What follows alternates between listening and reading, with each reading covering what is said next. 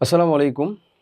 অষ্টম শ্রেণী বৃত্তি পরীক্ষা সম্পর্কে আজকে আমরা এই ভিডিওর মধ্যে তোমার বিজ্ঞান যে সাবজেক্টটা রয়েছে সেটার A to Z ডিটেলস সম্পর্কে ইনশাল্লাহ কথাবার্তা বলবো।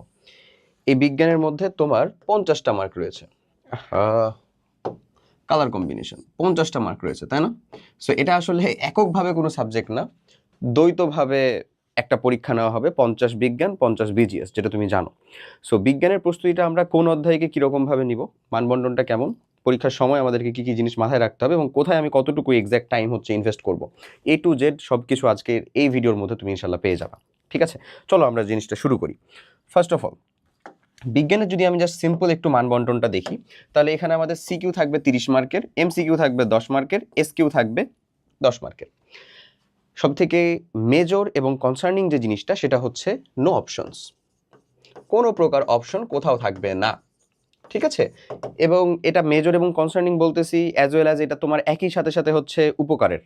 একটা জিনিস বলি, কোশ্চিন যত হার্ড হবে ভালো ছাত্রদের ভালো করার সুযোগটা ততই বেশি। ভালো ছাত্রদের মানে সাথে অন্যান্য মানুষজনের রেজাল্টের ডিফারেন্স ক্রিয়েট হওয়াটা ততটাই সুযোগ বেশি। দ্যাটস ওয়াই যেটা তুমি সবসময় দেখবা, বিশেষ করে মানে টপার্স ইন্টেনশন একটা এরকম থাকে যে আসলে ও চাই যেন কোয়েশ্চিন হার্ড হয়, ও চাই যেন সময়ের আগেও পরীক্ষা যদি দেয় তাও কোনো সমস্যা নেই, ও চাই যেন পরীক্ষা রাইট টাইমে হয়ে যায়, এবং মানে যাবতীয় ও সবসময় এই জিনিসগুলো দিয়ে পজিটিভ, মানে ফাঁকিবাজের জায়গাগুলোটা ওর ভিতরে আসলে একটু একটু কম, বাই ডিফল্ট এটা চলে আসে আসলে, কারণ ও পড়াশোনা করছে, পরিশ্রম করছে। এবং যারা তোমরা বৃত্তি পরীক্ষা অংশগ্রহণ করতেছো তারা প্রত্যেকেই কাইন্ড অফ এরকম, মোরাললেস 19 আর 20, এর বেশি কিন্তু না। সো যাই হোক, কোনো প্রকার অপশন নাই, অর্থাৎ MCQ এর 10টাতে আবার অপশন কি, মানে হ্যাঁ মানে MCQ এর তো অপশন আছে, কিন্তু এমন না যে 12টা MCQ এর ভিতরে 10টা দাগাবে, এরকম কোনো অপশন এটা কোথাও থাকেও না। বাট অবভিয়াসলি SQ এবং CQ তে যে অপশন থাকে সেটা তো তোমরা জানো, জানো না? SQ তে যেমন ধরো 7টার ভিতর থেকে 5টা লিখতে হয়, এখানে এরকম না, 5টা থাকবে, 5 into 2, 10টাই লিখতে হবে। দেখো আমার মানে ডিরেক্ট কথা না বুঝলে এই যে দেখে নাও, 5টা সংক্ষিপ্ত প্রশ্নের উত্তর থাকবে, 5 গুণিত 10। ঠিক একই রকম ভাবে এই যে সিকিউ এর ক্ষেত্রে 3টা সিকিউ কোশ্চেন থাকবে, 3টাই লিখতে হবে। সিকিউ এর ক্ষেত্রে দেখো যেটা বলতে হয়, 3টা সৃজনশীল প্রশ্ন থাকবে, 3টাই লিখতে হবে, 3 10 30। এমন না যে 4টা বা 5টার ভিতর থেকে তোমাকে লিখতে হচ্ছে, না, not even a single option. Okay, এই পরীক্ষাটা কিভাবে হবে? তোমার ফুল 1.5 ঘন্টা, বা প্রথমে হবে হচ্ছে বিজ্ঞান, তারপরে হবে হচ্ছে BGS, সিম্পলি। ঠিক আছে, তো সেক্ষেত্রে 10 মিনিট সময় বরাদ্দ থাকবে তোমার MCQ এর জন্য। 10 মিনিটে তুমি 10টা বহু নির্বাচনী দাগায় দিবা, তারপরে তোমার খাতা নিয়ে চলে যাওয়া হবে।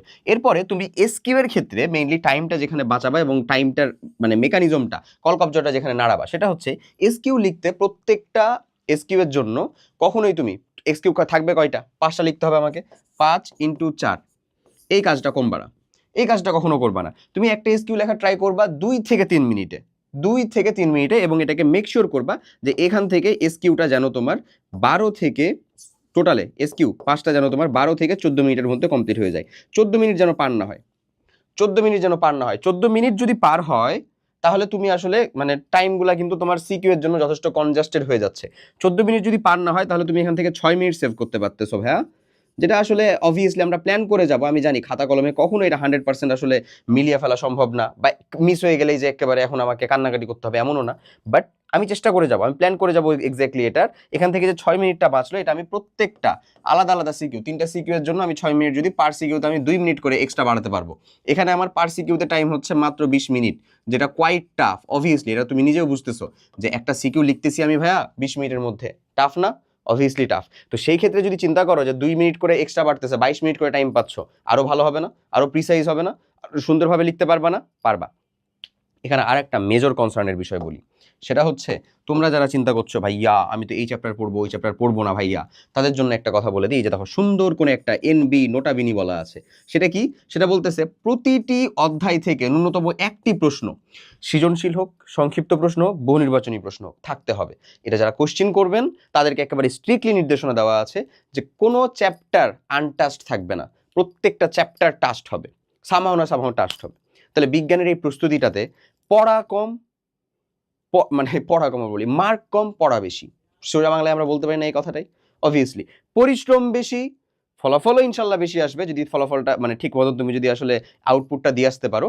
বাট দ্য থিং ইজ তোমার ইনপুটটা আসলে টোটাল বেশি লাগতেছে, একেবারে ফুললি 100% লাগতেছে। এবার আসো আমরা দেখি যে আমাদের যে চ্যাপ্টারগুলো রয়েছে সেই চ্যাপ্টারের স্ট্র্যাটেজিক্যাল চিন্তাভাবনা আমাদের কেমন হবে। বিজ্ঞানে আসলে তোমাদের এই চ্যাপ্টারগুলো যে 3টা ভাগ মিলে আসলে গঠিত, যে 3টা ভাগ তুমি খুব দ্রুতই যখনই কেবলমাত্র ধরো হচ্ছে যে এই ক্লাস 9-10 উঠবা, এইচএসসিতে উঠবা, তখন এই 3টা ভাগ পেয়ে যাবা। তোমার টোটাল বিজ্ঞান হয় হচ্ছে ভাই এই 3টা সাবজেক্টের সমষ্টি, একটা হচ্ছে বায়োলজি, একটা হচ্ছে কেমিস্ট্রি, একটা হচ্ছে ফিজিক্স। তুমি আমাকে তোমার এই বৃত্তি পরীক্ষার যাত্রায় যে অংশটা জুড়ে পাবা সেটা হচ্ছে কেমিস্ট্রি।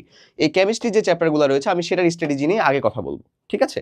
সো যাই হোক, সো আমরা পুরো তোমার বিজ্ঞানের পুরো সাবজেক্টটাকে মানে চ্যাপ্টারগুলোকে ভাগ করে ফেলছি। এখানে 1 নাম্বার চ্যাপ্টারটা আমি দেই নাই, বাট ওটাও একটা বায়োলজিক্যাল চ্যাপ্টার। দেখো তাহলে বায়োলজিক্যাল চ্যাপ্টার কতগুলা, এক্স্যাক্টলি কতগুলা biological chapter, what ever it is. চলো আমি যে জিনিসগুলোকে হচ্ছে যে একেবারে মেনশন করছি, মার্ক করছি, এগুলা কিরকম ভাবে পড়বো সেটা একটু ডিটেলসে বুঝাই দিই।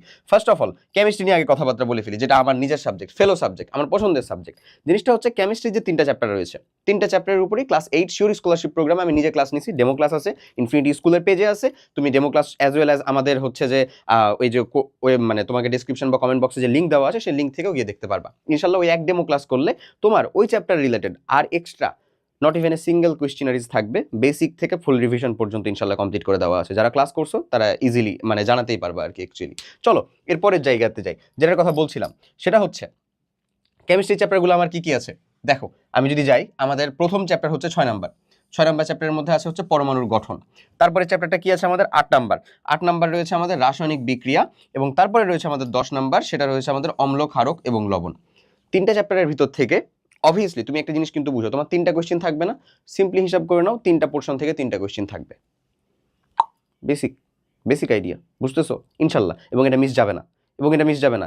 ইভেন তুমি একটা জিনিস লক্ষ্য করো, প্রত্যেকটা সেগমেন্টের আলোকে কতগুলা করে চ্যাপ্টার, মিনিমাম 2-এর অধিক, মানে 3 বা 4, 3 তো সর্বনিম্ন, 3 বা 3 প্লাস প্রত্যেকটা সেগমেন্টের আন্ডারে। তাহলে এখান থেকে যদি মাত্র একটা কোয়েশ্চেন হয় তাহলে এটা কি মিক্স হওয়ার চান্সেসটা বেশি না? মিক্সেস হওয়ার চান্সেসটা বেশি। কেমন মিক্স? ধরো আমি তোমাকে বুঝাই, জিনিসটা হচ্ছে গ আসলো, ভালো করে বুঝো, গ যেটা 3 মার্কের, গ আসলো রাসায়নিক বিক্রিয়া থেকে, সিম্পল। ঘ আসলো অম্ল, ক্ষার, লবণ থেকে, অম্ল, ক্ষার, লবণ থেকে। ক আর খ আসলো, ক আর খ আসলো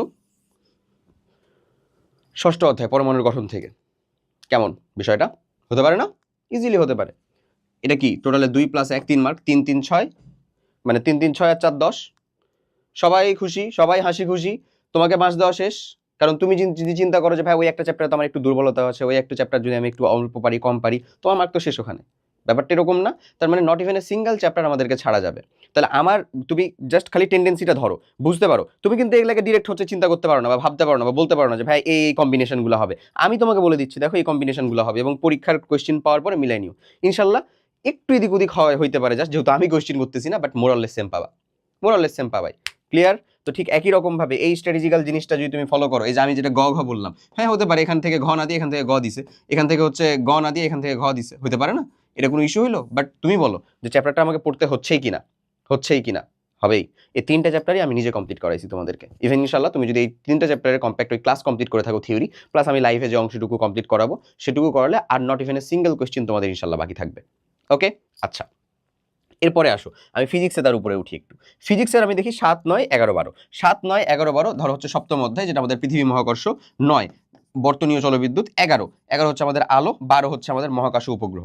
এখন এর ভিতর থেকে কোশ্চেনারিজগুলো কিভাবে হবে? হ্যাঁ তুমি চিন্তা করো, ক খ গ ঘ থেকে আসলো, ধরো মহাকাশ উপগ্রহ থেকে ক আসলো হচ্ছে ক, এরপরে আলো, এখান থেকে আমাদের চান্সেস হচ্ছে খটা আসার, খটা আসার, উল্টা হতে পারে, ক আসলো খ আসলো, হইতেই পারে। এরপরে চিন্তা করো এই যে যেটা তোমাদের বর্তনীয় জলবিদ্যুৎ, এখান থেকে গ। এখন তুমি বলতে পারো ভাইয়া উদ্দীপক কেমনে মিলবে? উদ্দীপক 2টা দিল, সমস্যা কি? উদ্দীপকের সাথে তো ক আর খ আমার মিল থাকতে হয় না।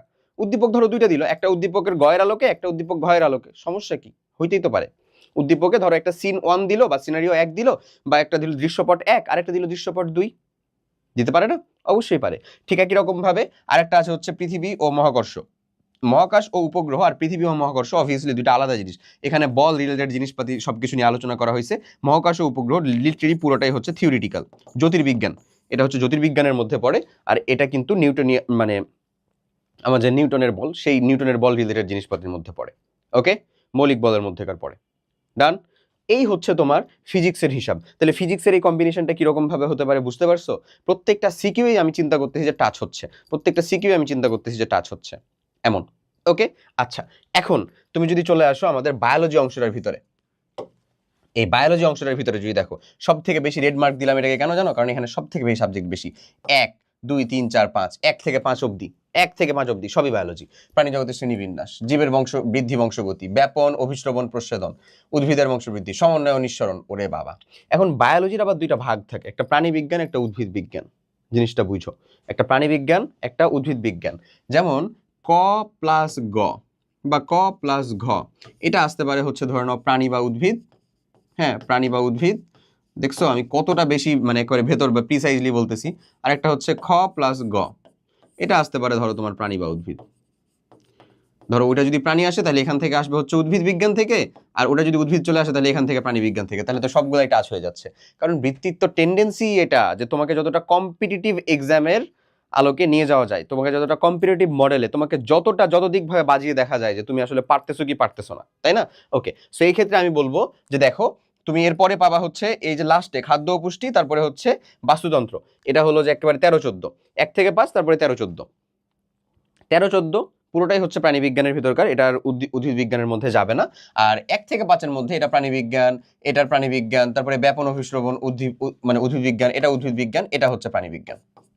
এই কয়টা প্রাণী বিজ্ঞান আর উদ্ভিদ বিজ্ঞানের কম্বিনেশন আছে। তো সেই ক্ষেত্রে তোমাকে আমি যেগুলো পড়ার জন্য একেবারে স্পেসিফিক বলে দিচ্ছি সেগুলো ব্ল্যাক মার্ক করা, সেগুলোকে বেশি প্রায়োরিটি দিয়ে পড়বো। ব্যাপন অভিশ্রবণ প্রচ্ছেদন, উদ্ভিদের বংশবৃদ্ধি, সমন্বয় নিঃসরণ। বাস্তুতন্ত্র জিনিসটা হচ্ছে সহজ সোজা, দ্যাটস ওয়াই ওটাকে নিয়ে আমি খুব বেশি বলতেছি না যে হ্যাঁ এটাও তুমি হচ্ছে যে পড়ো, এটা 1-2 বার পড়লেও হয়, বা আমাদের যে কম্প্যাক্ট ক্লাসগুলো আছে সেগুলোকে কমপ্লিট করলেও হয়। বাকিটা তোমার যে ইস্যুগুলো হচ্ছে সেগুলো ডাউট সলভিং এর মধ্যে তুমি কমপ্লিট করে ফেলতে পারো। আমাদের সাথে যুক্ত থাকা মানুষজন অলরেডি 500+ হয়ে গেছে, ঠিক আছে? অলরেডি মানে লঞ্চিং এর দিনই 500 ক্রস করে ফেলছিল, তারপরে আমি আর চেক করতে পারি নাই আসলে, একটু টাইম স্বল্পতা, যাই হোক হোয়াট এভার। সো তোমাদের ম্যাক্সিমাম মানুষজনের আমরা যে রুটিনটা লক্ষ্য করলাম সেটা হচ্ছে ডিসেম্বর মাসের শুরুতে কিছু মানুষের পরীক্ষা, মানে ফাইনাল পরীক্ষা, তোমার ক্লাস 8-এর ফাইনাল পরীক্ষা, অ্যাজ ওয়েল অ্যাজ নভেম্বরের মাঝ অথবা নভেম্বরের শেষের দিকে কারো ফাইনাল পরীক্ষা।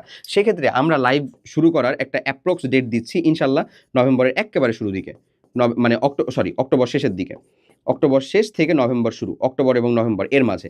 আর বাকি বেশ কিছু লাইভ অবভিয়াসলি আমরা মিনিমাম 3টা থেকে 4টা, আমরা তো হাফ রাখার চিন্তা করতেছিলাম, মিনিমাম 3টা থেকে 4টা আমরা বার্ষিক পরীক্ষার পরে রাখবো। যখন বৃত্তি পরীক্ষা তুমি দিতে যাবা তার আগে দিয়ে তোমার আমার সাথে ম্যান টু ম্যান কথাবার্তা বলাটা জরুরি, এটা আমি অন্তত বিশ্বাস করি। দ্যাটস ওয়াই আমরা সেরকম ভাবে রাখবো।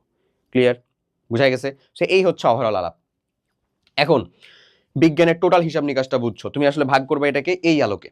তোমাকে সিকিউএ কিন্তু কোনো অপশন নাই, সবগুলাই উত্তর করতে হবে, এবং সিকিউএ সব থেকে বেশি মার্কের হটস্পট সব থেকে বেশি কোথায়? সিকিউতে 30 মার্ক। সো 30 মার্কটাকে ভালো মতন গ্র্যাব করতে পারতে হবে। সো সেটার জন্য তুমি ভাগ করবে হবে ফিজিক্স কেমিস্ট্রি এই অংশগুলোতে, এগুলা থেকে ইনশাল্লাহ কোয়েশ্চেন হবে।